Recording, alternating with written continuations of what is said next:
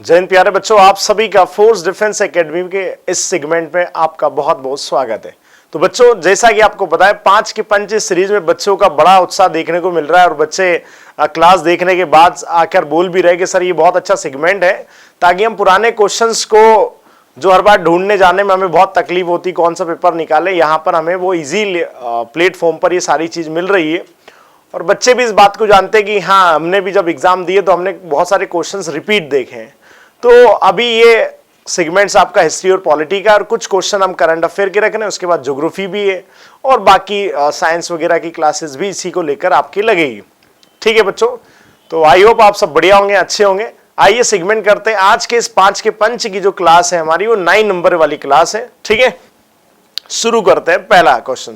जैसा कि आपको पता है, ये जो हम पेपर ले रहे हैं 2022 एनडीए का पेपर ले रहे हैं, ये अप्रैल अटेम्प्ट का पेपर हम यहाँ डिस्कस कर रहे हैं। ठीक है, तो आइए क्वेश्चंस, आज आपको थोड़े क्वेश्चन जो मिलेंगे वो करंट अफेयर्स को रिलेटेड रहेंगे क्वेश्चंस, ताकि आपको ये पता रहे कि करंट में क्वेश्चंस कैसे पूछे जाते हैं। तो आप रोज मैडम की क्लास भी अटेंड करते हैं और आपको पता है कि वो जो क्वेश्चंस वहाँ आते हैं वैसे के वैसे क्वेश्चन एग्जाम में भी आते हैं। तो बिल्कुल वो क्लास भी आप अटेंड करिए। और ये ऐसे कहा जाता है करंट अफेयर्स बिना मेहनत के आपको नंबर दे जाता है। ठीक है, तो पहला question, in first India to export BrahMos missile. जी हाँ, भारत सबसे पहले किस से ब्रह्मोस मिसाइल निर्यात करेगा। देखो, अभी तक तो बात ये होती आई कि हम जो है जितनी भी वेपन्स होते हैं वो क्या करते हैं, इंपोर्ट करते थे, दुनिया के अलग अलग देशों से मंगवाते थे। लेकिन भारत ने अपनी मेहनत से, डीआरडीओ ने, इसरो, इन सब लोगों ने मिलकर भारत को इस काबिल बनाया है कि अब हम मिसाइल भी दुनिया के देशों को क्या करने लग गए हैं, अब हम एक्सपोर्ट करने लग गए। ठीक है बच्चों, तो इसमें भूटान है, फिलीपींस है, मालदीव है या नेपाल है। ब्रह्मोस आपको पता है, ब्रह्मोस जो मिसाइल बनी, तो ब्रह्मोस यानी भारत की ब्रह्मपुत्र नदी और रशिया की मोस्कोवा नदी के नाम पर इस मिसाइल का नाम रखा गया था। तो ब्रह्मोस रशिया और इंडिया का एक तरह से कोऑर्डिनेशन मिलकर ये पूरी मिसाइल बनी थी। ठीक है, बहुत इसको लड़ाकू विमान पर ये सुपरसोनिक सब मिसाइल्स हैं और हम जो भेज रहे हैं वो फिलीपींस को अभी एक्सपोर्ट करने की बात भारत सरकार की इनके बीच में हुई है। ठीक है, तो याद रखिए इसका आंसर रहेगा कौन सा, फिलीपींस रहेगा।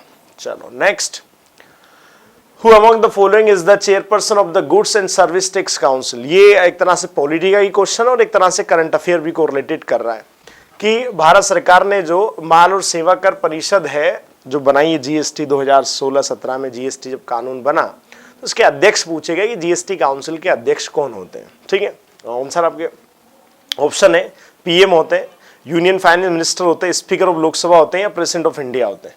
कई बार आप देखते हैं जीएसटी की काउंसिल्स की मीटिंग होती है और उस काउंसिल्स में हमेशा कौन बैठे रहते हैं, तो बैठे नहीं रहते, बैठी रहती हैं कौन, देश की finance minister doctor Nirmala Sitharaman. जी हाँ, ठीक है, तो आपको याद रखना है कि जो भी फाइनेंस मिनिस्टर होगा, जो भी फाइनेंस मिनिस्टर होगा वो जीएसटी काउंसिल का चेयरपर्सन होगा, याद रखना। यानी जीएसटी काउंसिल मीटिंग की अध्यक्षता वो ही करेंगे। तो इसमें आपका आ जाएगा केंद्रीय वित्त मंत्री, और बाकी जो स्टेट के फाइनेंस मिनिस्टर होते हैं वो सब उनके मेंबर्स होते हैं। और फिर कोई भी डिसीजन जीएसटी काउंसिल में लिया जाता है, क्योंकि भारत में 4 रेट होते हैं, 5%, 12%, 18%, 28%। हर चीजों पर जितने भी इनडायरेक्ट टैक्स थे वो सब खत्म करके जीएसटी को हम लेकर आए थे। ठीक है, तो भारत का सेकंड ये अपने आप में इकोनॉमिक रिफॉर्म्स माना जाता है एलपीजी मॉडल के बाद। 149 का question, the government of India decided the observe Veer Baal Diwas. जी हाँ, भारत सरकार ने किस तिथि को वीर बाल दिवस मनाने का बारे में कहा है। जी हाँ, ये बहुत अपने आप में इसका इतिहास है और बात है सिखों के 10वें गुरु, यानी हमारे आदर्श भारतीय हिंदुस्तान परंपरा के आदर्श गुरु गोविंद सिंह, 10म गुरु, सच्चा बादशाह। जी हाँ, सच्चा बादशाह जब बैटल ऑफ चमकौर 1704 में लड़े थे, ऐसा कहा जाता है कि 40 मात्र 10 लाख की फौज से लड़े थे और गुरु गोविंद सिंह ने कहा था 1.25 लाख से एक लड़ावा ता गोविंद सिंह नाम कहावा। जी हाँ, ये बात सत्य है। तो इनके 4 बेटे जो थे, अजीत सिंह, जोरावर सिंह, जुझार सिंह और बाबा फतेह सिंह, तो बैटल ऑफ चमकौर में 2 बेटे शहीद हुए थे और एक बेटा 11 साल का और एक बेटा 9 साल का बचा हुआ था। तो इनको बात यह थी कि इनको धर्म परिवर्तन करवाया जा रहा था। उन दोनों बच्चों ने, जुझार सिंह और जोरावर सिंह ने, धर्म परिवर्तन नहीं किया और कहते हैं कि उनको जिंदा जीवार में चुनवा दिया गया था। तो भारत इन शहीदों की याद में, क्या कि इन्होंने धर्म को बचाया, इन्होंने देश को बचाया, इनको हिंद की चादर कहते हैं।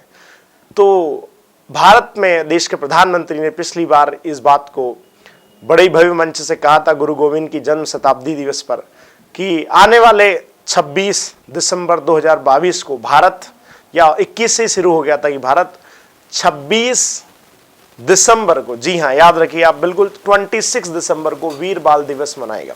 उन बच्चों को याद करेगा जिन बच्चों ने धर्म के लिए, देश के लिए अपनी जान दी थी। एक बाल दिवस 14 नवंबर को भी मनाया जाता है, ठीक है। तो भारत सरकार ये चाहती है कि उन बच्चों की याद में ये होना चाहिए जिन्होंने देश के लिए कुछ किया है, ताकि आने वाली पीढ़ियों के लिए इंस्पिरेशन रहे कि कुछ भी हो जाए भाई हमें अपने धर्म, अपने देश के खिलाफ कभी ऐसा काम नहीं करना है जिससे हमें शर्मिंदगी महसूस हो। तो बच्चे अगर ऐसा कर सकते, अपनी जान दे सकते हैं, तो फिर आने वाले लोगों के लिए आदर्श तो रहेंगे। उसके बाद लास्ट क्वेश्चन जो 2022 अप्रैल अटेम्प्ट का क्वेश्चन था, 150 नंबर, 14 जनवरी 2020, which one of the following ministry organise global Surya Namaskar demonstration programme. जी हाँ, निम्नलिखित में से किस मंत्रालय ने 14 जनवरी 2022 को वैश्विक सूर्य नमस्कार प्रदर्शन कार्यक्रम का आयोजन किया?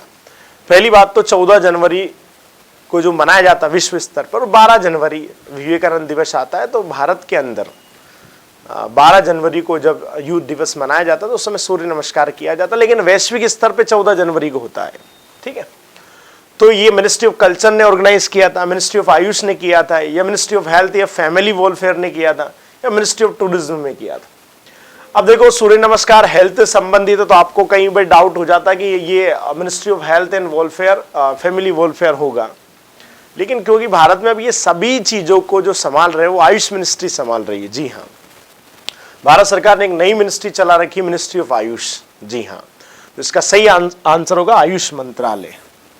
तो बच्चों ये रहे आपके क्वेश्चंस जो हमने आज, एक क्वेश्चन की कमी रही क्योंकि एक क्वेश्चन मैंने पिछले लेक्चर में शायद ज्यादा करवा दिया था, तो यहाँ 5 के पंच क्वेश्चन में आज 5 के 4 क्वेश्चन हो पाए, लेकिन कोई बात नहीं, अगले सेगमेंट में हम अब नया पेपर डिस्कस करेंगे, हो सकता है किसी भी ईयर का हो सकता है। तो 2021 2022 हमने अप्रैल के फर्स्ट अटेम्प्ट को दोनों को कवर किया अभी तक। चलो बच्चों जल्दी ही मिलेंगे, आज के लिए इतना, जय हिंद, नमस्कार।